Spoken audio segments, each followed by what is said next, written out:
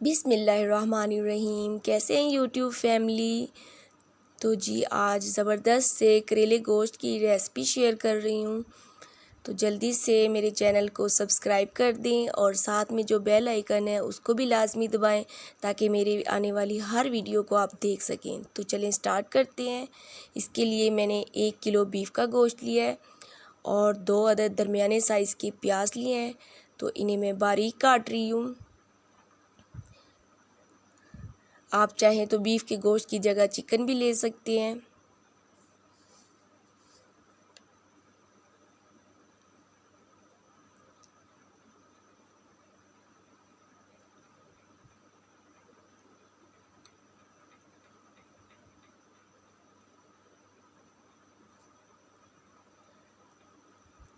अब एक कढ़ाई लेंगे और उसके अंदर जो है मैं बीफ का गोश्त बॉईल करने के लिए रखूँगी।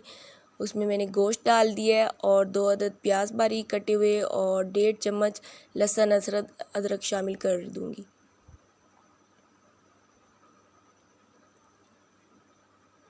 अब इसमें मसाले शामिल करेंगे, जिसमें आधी चम्मच मैंने नमक लिया है और 1 चम्मच कुटा हुआ धनिया लिया है और आधी चम्मच कुटी हुई लाल मिर्च और आधी चम्मच पिसी हुई लाल मिर्च और आधी चम्मच मैंने इसमें हल्दी शामिल की है।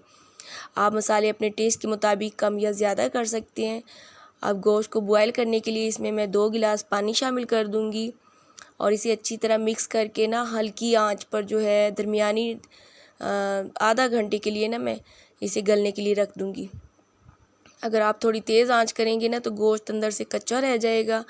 दरमियानी आंच पे रखेंगे तो गोश्त अंदर तक जो है वो अच्छी तरह गल भी जाएगा और अलग ही टेस्ट निकलेगा। आप चाहें तो प्रेशर कुकर पे भी डाल रख सकते हैं, लेकिन आप इस तरीके से बनाएं। अगर आपके पास टाइम है तो आप इसे हल्की आंच पर ऐसे ही गलने के लिए रखें।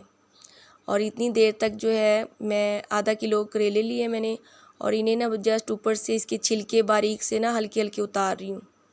ज़्यादा नहीं हमने छीलने, बस हल्के हल्के इसके छिलके उतारेंगे। अक्सर माँओं को शिकायत होती है कि उनके बच्चे करेले गोश्त नहीं खाते, करेले उन्हें कड़वे लगते हैं। तो आप इस तरीके से करेले बनाएं, इंशाल्लाह आपके बच्चों को बिल्कुल कड़वे नहीं लगेंगे और बहुत शौक़ से खाएंगे। और मैं इस तरीके से बनाती हूँ तो मेरे बच्चे करेले बहुत ज़्यादा पसंद करते हैं।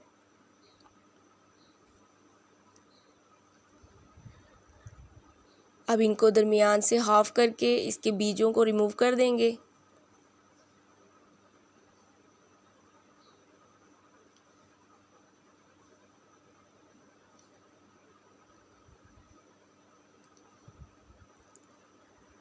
और मैं इस तरह बारीक काट रही हूँ। अगर आपको बारीक पसंद हो तो आप बारीक कर सकते हैं। अगर थोड़ा मोटा पसंद करते हैं काटना तो आप थोड़ा थिक कर सकते हैं। मैं इसी तरह से करेले बारीक काटती हूँ। जब वो फ्राई होते हैं ना तो थोड़े क्रिस्पी बनते हैं, तो वो फिर मेरे बच्चे बहुत शौक़ से खाते हैं।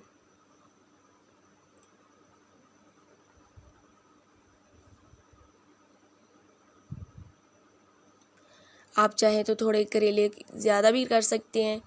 1 किलो गोश्त में 1 किलो करेले भी डाल सकते हैं, 3 पाव भी डाल सकते हैं। तो मेरे पास आधा किलो थे, मैंने आधा किलो ही शामिल कर दिए। अब मैंने इन्हें एक बाउल में डाल दिया और 2 चम्मच मैं इसमें नमक शामिल कर रही हूँ और 1 चम्मच हल्दी। ये मसाले हम इसकी कड़वाहट दूर करने के लिए डालेंगे और इसमें इतना पानी डालेंगे कि करेले जो हैं वो अच्छी तरह डिप हो जाएंगे।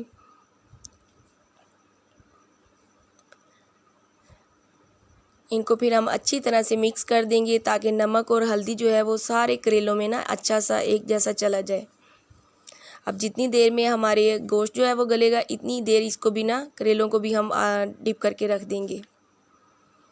और देखिए तकरीबन 30 से 35 मिनट में गोश्त हल्की आंच पे बहुत अच्छा तरह गल गया था। फिर मैंने इसमें 4 कटे हुए टमाटर बिल्कुल बारीक कटे हुए शामिल कर देंगे। आप चाहें तो टमाटरों के छिलके भी उतार सकते हैं, लेकिन अगर आप नहीं छिलके उतारना चाहते तो आप इस तरह बारीक काट के शामिल कर दें। ये अच्छी तरह ना इसमें गल जाएंगे। इतनी देर में जो हमारे करेले भीगे हुए थे, अब इसका पानी रिमूव कर देंगे और इनको मसलना नहीं है, जस्ट इसका जो है पानी 3 से 4 दफ़ा ना हम बदल के निकाल देंगे। और मैंने इनको इतना धोया है कि ना इनका नमक जो है वो अच्छा सा इसमें से निकल जाए। अब जैसे टमाटर गल गए हैं तो मैंने इसमें 1 चम्मच घी डाल दिया है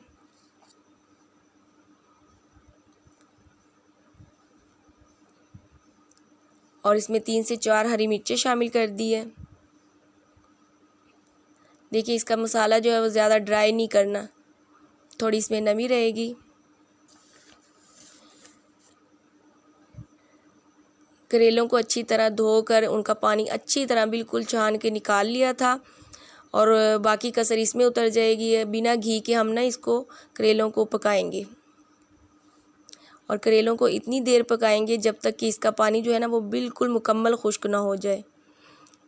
तकरीबन 3 से 4 मिनट इसको दरमियानी आंच पर रखा है और इसका पानी खुश्क हुआ है।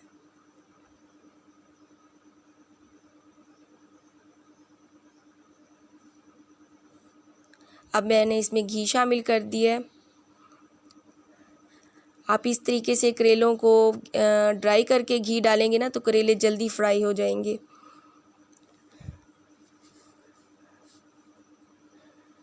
और ये पानी खुश्क होने से जो है ना करेले श्रिंक हो जाते हैं और तकरीबन 5 से 6 मिनट में जो है वो दरमियानी आंच पर करेले जल्दी से फ्राई हो गए हैं और करेलों को जलाना नहीं है,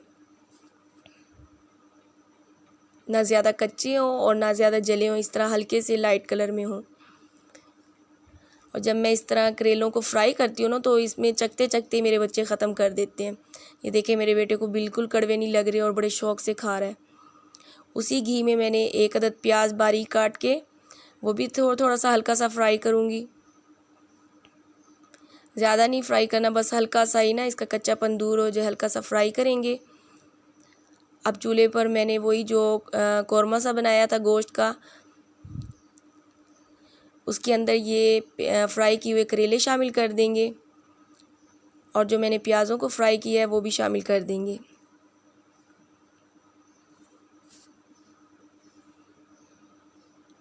अगर आपको प्याज ऊपर खड़े खड़े पसंद हैं तो आप शामिल करें, नहीं तो आप इसको स्किप भी कर सकते हैं।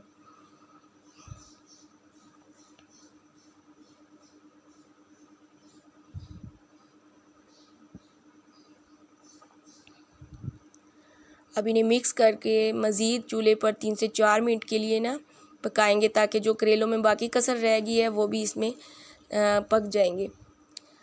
आखिर में इसमें आधी टीस्पून काली मिर्च शामिल की है और 1 टीस्पून जो है मैं इसमें ज़ीरा शामिल करूँगी। मैं एंड में काली मिर्च इसलिए शामिल कर रही हूँ क्योंकि पहले शामिल करेंगे ना तो सालन का जो रंग है वो काला हो जाता है।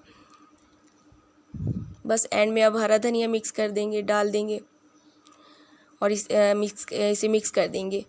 आप इस मेथड से करेले गोश्त बनाएं, आपको यकीन जाने करेले बिल्कुल कड़वे नहीं लगेंगे और करेलों में बिल्कुल ये ग्रेवी अच्छी लगती है। बिल्कुल ड्राई ड्राई करेले जो हैं वो ज़रा भी अच्छे नहीं लगते। इस तरह जूसी जूसी करेले बनेंगे। आप उसमें मसाला कौरमा बनाते हुए ना उसको ज़्यादा खुश्क नहीं करेंगे।